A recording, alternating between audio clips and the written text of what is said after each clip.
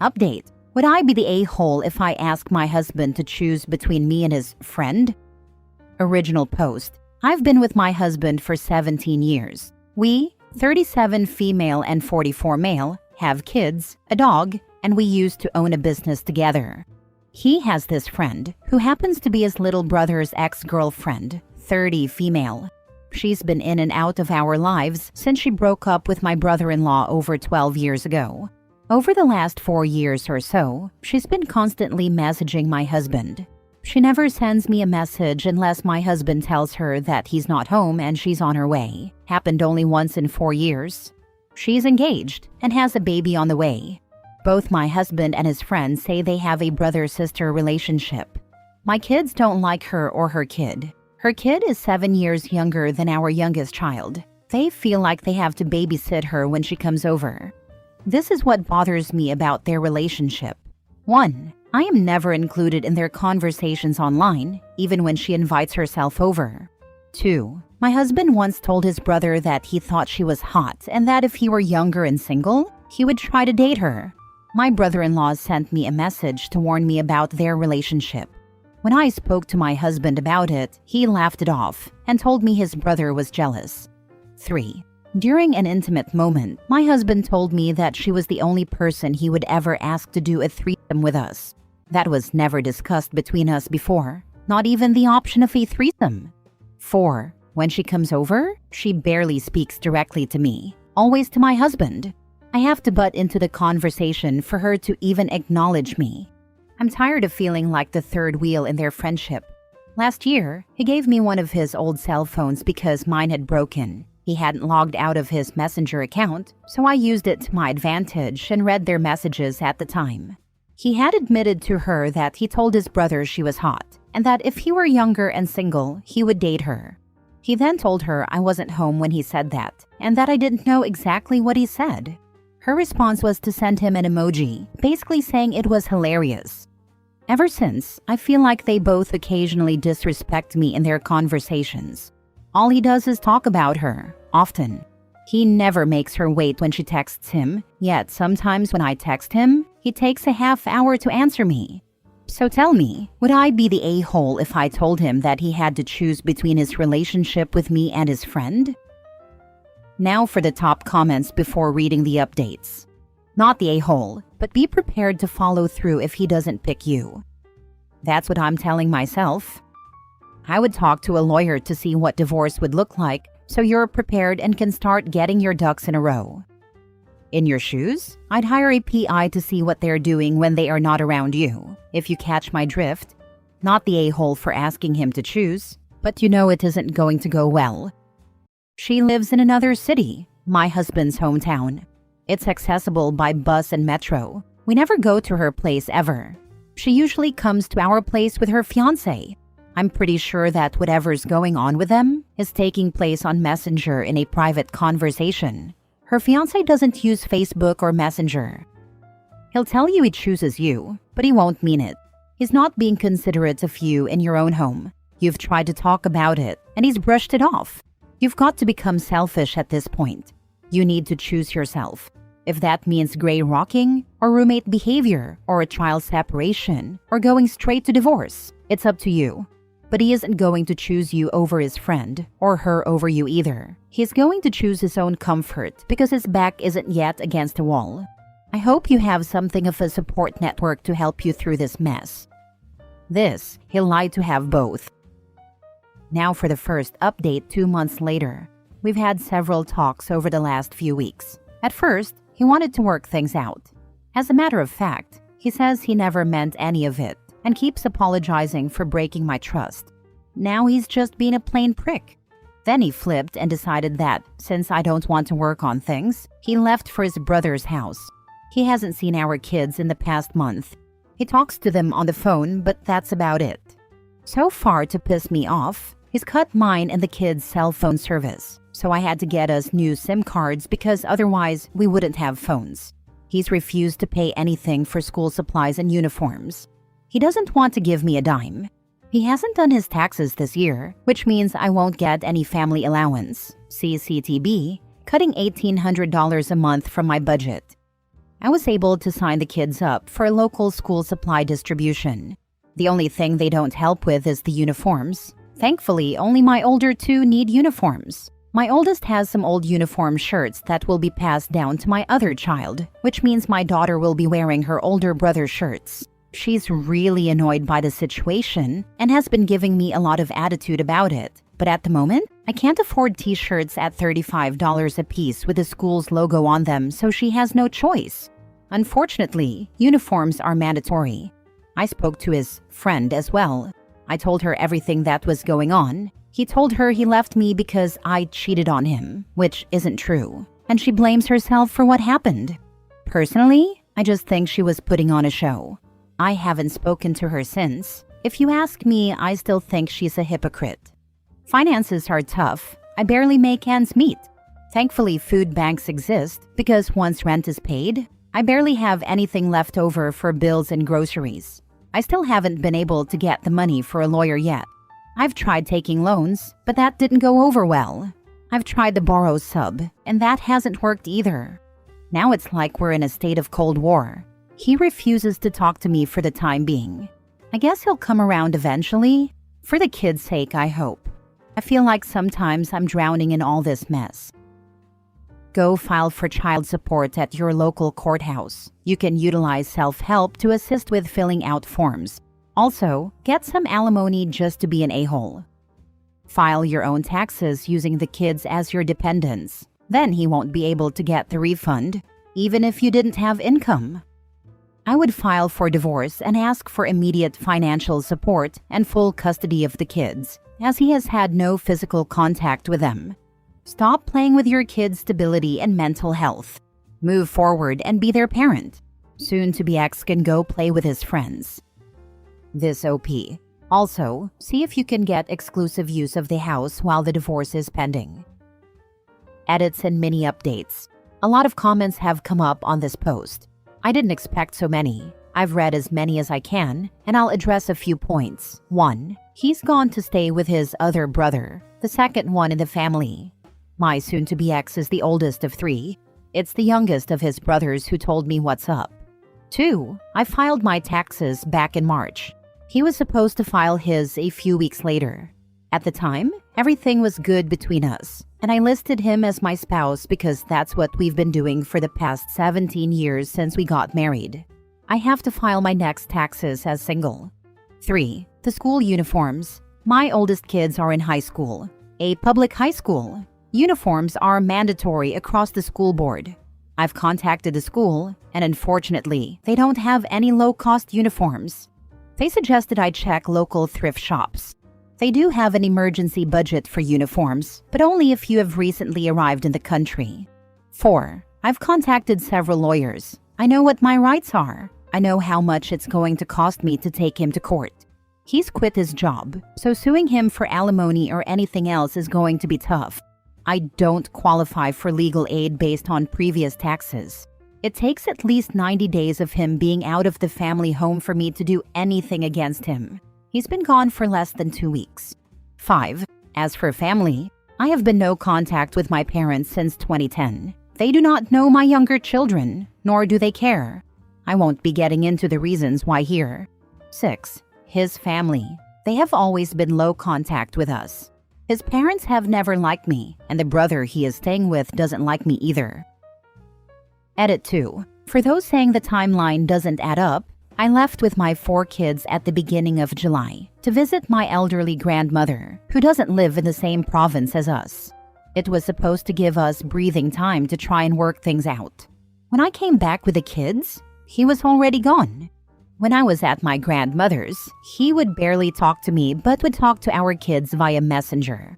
My trip with the kids to my grandmother's is a yearly trip. I didn't know that he would go from wanting to stay and work things out to leaving. I was blindsided by that. Edit 3. I do have a PayPal account. I'm not going to start making posts on Facebook blasting him. I'm not setting up a GoFundMe either. I don't want him finding anything out. I don't want to get charged with trying to ruin his reputation either. I don't want him to have anything to use against me in court. Second update 7 months later. It's been a long while since I've updated everyone about what's going on. It's been almost 8 long months since he left. Everyone was right when they said he would end up with her. They got married in a civil ceremony on Christmas Day. The only time he asked me for the kids was for the 2 weeks during Christmas break. He wanted them there for his wedding apparently. He barely talks to the kids now. The kids text him several times a week to let him know what's up with school and their activities. He barely answers them. When he does, he complains about how I won't let him take them overnight. He still posts pictures of his new family daily on social media. They are still taking weekend trips and all that. I hate how he's flaunting everything for our older kids to see. Our oldest is going to college in the fall and he's worried about covering his school fees. When he tried talking to his dad about it, his dad told him that now he's almost an adult, so it's not his problem anymore. I did take him to court. I found myself a good lawyer who took on my case for free. We had our first court date last week. It went well. I got full custody of the kids. We have another court date to determine child support. He's still not working legally, so the judge is having a hard time setting an amount for child support. So far, all the documents he brought to court show that he is on welfare and that his new wife pays their rent, bills, and vacations. I don't buy any of that. Neither does the court. He's been ordered by the court to provide documentation proving that he has done his taxes this year, and he has to try and place himself within the job market in a reasonable amount of time in order to provide for the children he does have. Our next court date is in April. Hopefully, he'll get his stuff sorted out. As for me, I'm still working 2 jobs to make ends meet. I'll be moving next month with the kids into an apartment in a co-op building, where my rent will be much lower than what I am paying now. I'm stressing out about my finances. Moving is expensive. I have to hire a company to help me move all our stuff. Plus, with my son starting college soon, summer break and everything else, I'm stressed out all day, every day. All I see are expenses coming up. I'm still exhausted all the time. I work more than I am at home with my kids. I hope that within the next year, things get better for us. I've started my own small business online. Hopefully that picks up too. I haven't started dating either. I'm not interested in meeting anyone yet. For those of you who wrote to me saying I blew up my life and family and called me the a-hole in this situation, I don't think I was the a-hole. I deserve better. His wife will end up paying his child support most likely depending on the state. We are in Canada. They aren't legally married yet. They only did a civil ceremony and didn't have a marriage license. My ex admitted this in court. Their marriage has no legal value for the moment. Knowing how he is, they won't ever get a marriage license. I'm sure in Canada, legally married or not, they may be considered common law partners, depending on how long they've been together. If that's the case, ask your lawyer if they can review their earnings as a household, since she's apparently paying for everything. They have only been together since August or September, if my memory serves me right. They have to be living together for 12 months to be considered common law. Their marriage has no legal value. I've already discussed this with my lawyer. You have never been the a-hole. The a-hole has always been your husband. I know it's not much, but I am sending love to you and your children. I cannot imagine how he could just basically abandon his children and his wife. Do you have friends that could help with the move? Here's hoping this new bride will do the same to him. Karma is a B after all. Keep your head up. I know it feels like you lost, but your husband is the loser. You are a wonderful mother and you are a good wife. I've asked friends to help with the move. Most of them are working on that day. Those who do want to help can only help on weekends. I have to move in the middle of the week. I can't postpone it any longer. My current landlord has given me an extension already. My new place will be available on the 11th of March. I've gotten in touch with a moving company. After talking with the owner about my situation, they've offered to move me at a discounted rate. Instead of paying $1,200 for the moving costs, it will cost me $875 instead. I just have to pay 50% up front when I sign the contract with them next week, and the other 50% once the move is done. Last story. Am I the a-hole for not wanting to donate sperm to my wife's friends? So we went out with my wife's friends, a lesbian couple. We'd had a really great time, And when we went to bed, my wife just asked how I felt and how I felt about them. So I just said that I felt pretty good. It was a nice night, and they are pretty awesome, all that. My wife then told me that they are thinking about using my sperm to conceive a child for them. She was very happy about it and said that she was glad to hear that I really enjoy spending time with them too. I told her that she misunderstood because I don't really feel comfortable with that idea. It's just too close, and I would kind of father a child that I would have some sort of relationship with. The idea of being around a biological child that I am not really raising and have to kind of pretend is not mine just felt horrible to me, and I did not feel comfortable with this at all. But my wife pressured me and called me a bit selfish for not wanting to whack off quickly and be done with it. So I argued that maybe it would be better for them if they got the sperm of a brother or cousin to get the other woman pregnant, since that would at least make the child biologically related to both of them. Why me? And so they want it to be me because they would like a blonde-haired child, and neither of them are. So with my sperm, the chances would be bigger. I am still refusing, but my wife keeps telling me that I am making too big of a deal out of it, and that it's selfish to not just donate and be done with it. So yeah, am I the a-hole for this? Now for the top comments before the mini update. Not the a-hole. Don't do it. You would regret it.